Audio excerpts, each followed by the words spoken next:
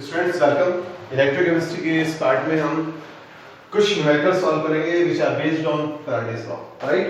Let us try to revise first of all the formulas. 1 Faraday is equal to 965.00 coulomb per mole. Q is equal to Nf, we know. Q is equal to IT, I for current, T for time in second.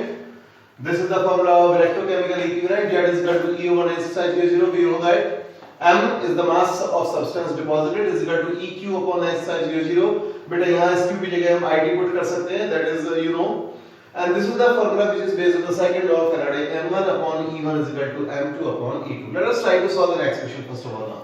This is the question which is given to you.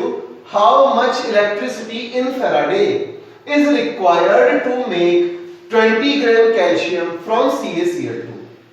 You want to produce 20 gram calcium from CaCl2. तो बेटा A part में calcium chloride is going to generate calcium ion or not बेटे? What is the charge on calcium बेटा? 2 positive. तो calcium 2 positive gains 2 electrons generating 1 mole of calcium. So 1 mole calcium, that means 40 gram calcium will be obtained by N is equal to 2 volt, that is Q is equal to 2F charge. आपको याद हो तो इस type का question हमने इससे पहले वाले केस में, इससे पहले वाले वीडियो में करा है. सो 2F चार्ज डिपॉजिट 40 ग्राम, 20 ग्राम किससे डिपॉजिट होगा? यूनिटरी मेथड चलेगा बेटा. 40 ग्राम Ca फ्रॉम इससे बेटे 2F चार्ज एंड बेटा 20 ग्राम Ca. मेरे बच्चों आपको समझ में आ गया होगा, ये भी हाफ है तो नेचुरली ये भी हाफ हो जाएगा. 1 फ्राइडे में पूछा था, हमने कर दिया है question. You got the point बेटा. इसी केस के बेस पर अप्लाई वाला क्वेश्चन भी सॉल्व हो जाएगा बेटा. सेम वे हम यहां पर कर सकते हैं. अगर आप ध्यान से देखें, aluminium chloride, aluminium oxide, I'm sorry, Al2O3 generates 2 mole of aluminium 3 positive. Aluminium 3 positive gains 3 electrons beta and make 1 mole aluminium. 1 mole aluminium means all you know it is 27 gram. And N is equal to beta 3 moles. So beta total charge required is 3F. हमने Q is equal to NF से निकाल लिया. 27 is obtained from 3F charge. And 40 will be obtained from how much charge? This is the unitary method. We can solve that. Let us try to solve. I'm sorry. So 27 gram aluminium from 3F charge. तो 40 gram aluminium from बेटा cross multiply हो जाएगा 3 into 27 divided by 3 into 40 divided by 27. Got it or not? This is what the question we will solve. Look at the next question now, बच्चों.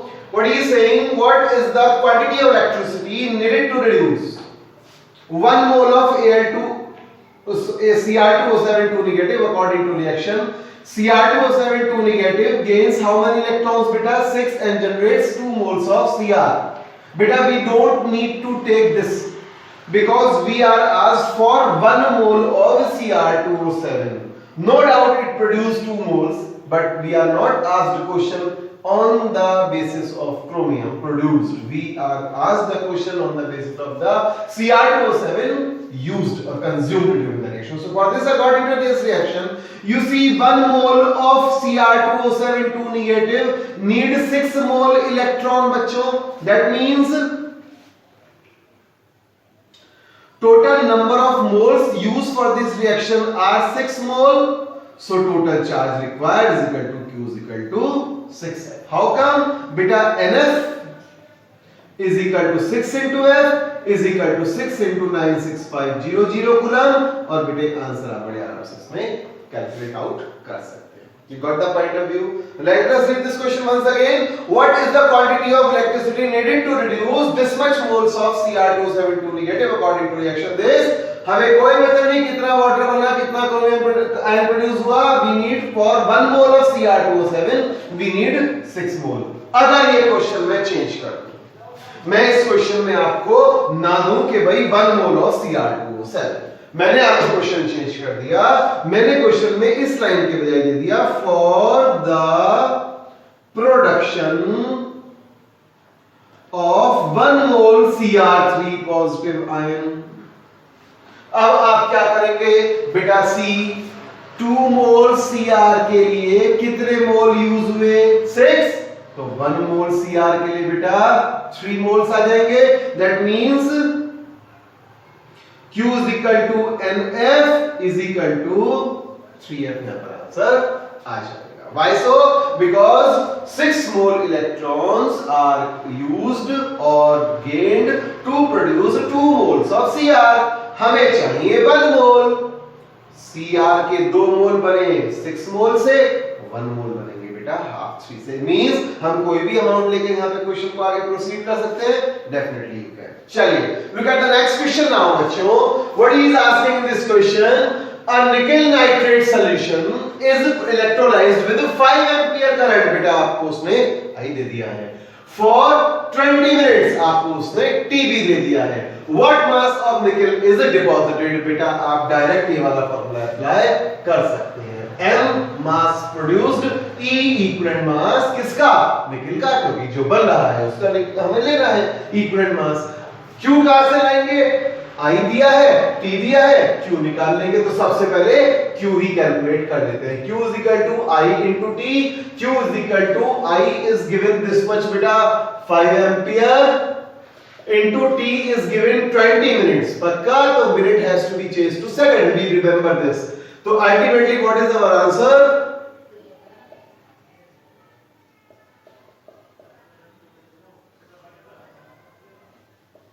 This is the total charge we are getting. Now M is equal to E into Q divided by 96500।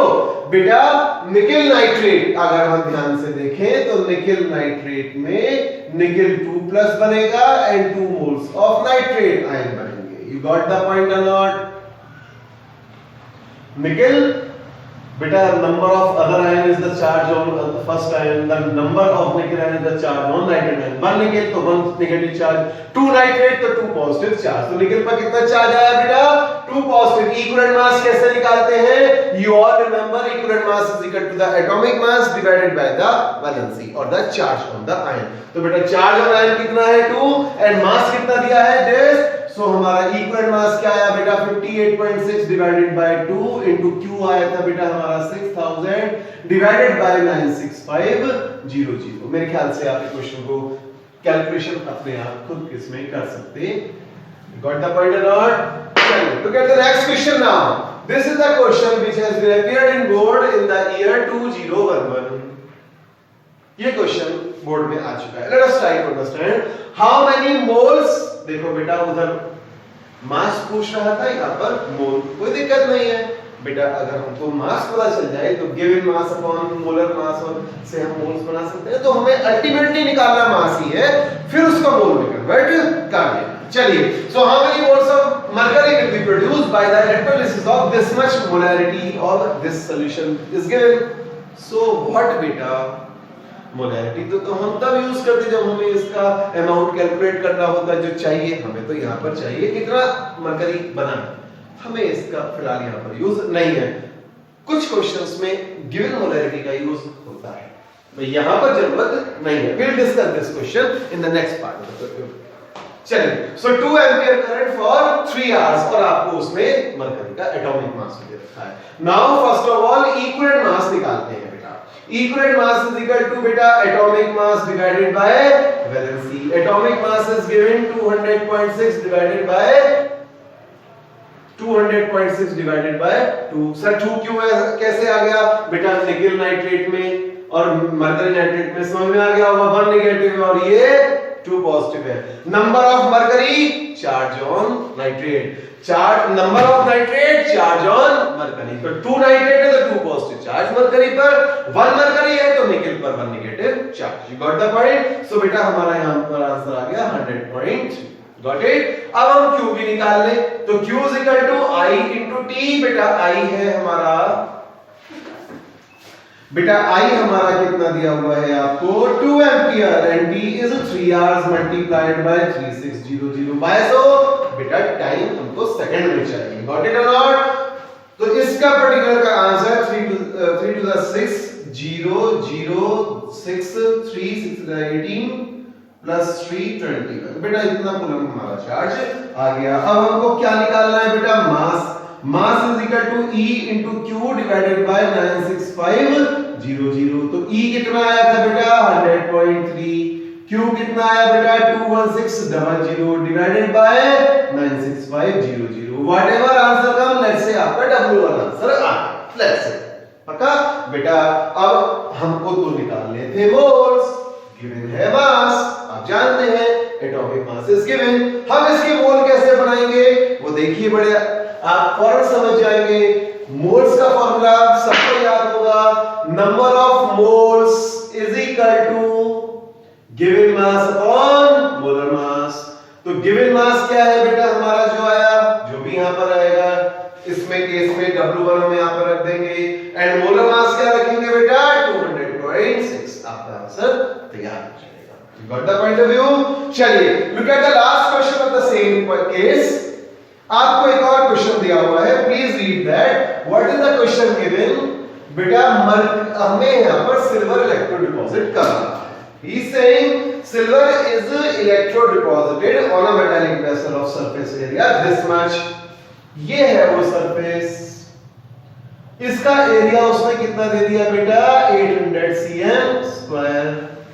Silver deposit कर रहा है, current 0.2 ampere for 3 hours। Read once again, silver is electro deposited on a metallic vessel of surface area this much by passing 0.2 ampere current for 3 hours। बेटा हम सबसे पहले Q निकालते हैं, तो Q is equal to I into T is equal to 0.2 into 3 into 3600 और हमारा बेटा आंसर ये आ गया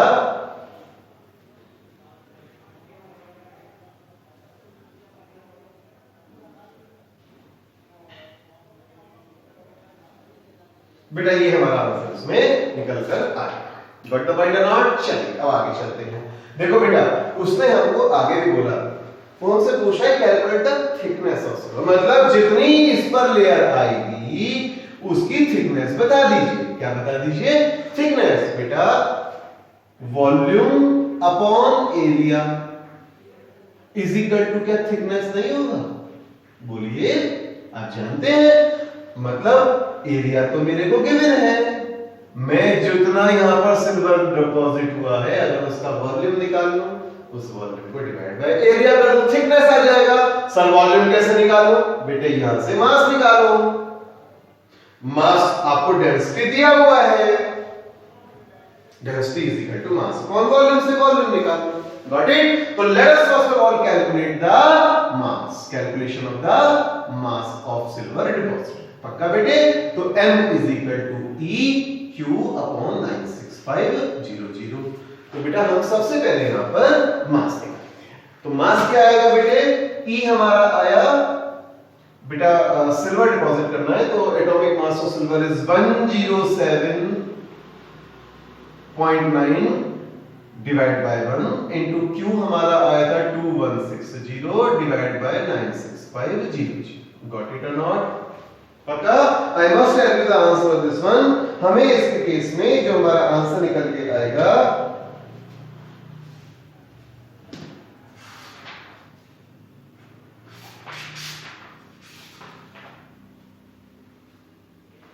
बेटा, ये आप आंसर खुद ही निकालेंगे।